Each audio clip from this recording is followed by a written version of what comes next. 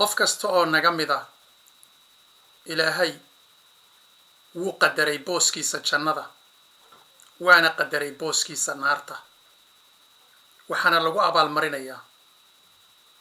shar hadduu shaqeeyo booskiisa naarta khayr hadduu shaqeeyana booskiisa jannada qadarka ilaahay waa kaas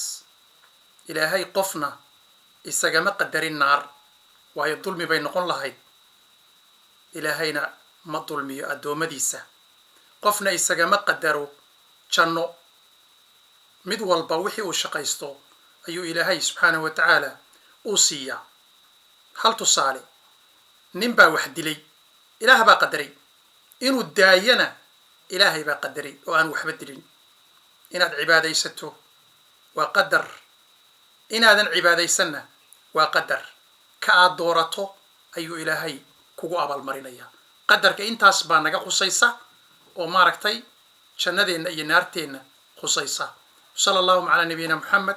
وعلى آله وصحبه أجمعين سبحان ربك رب العزة عما يصفون وسلام على المرسلين الحمد لله رب العالمين.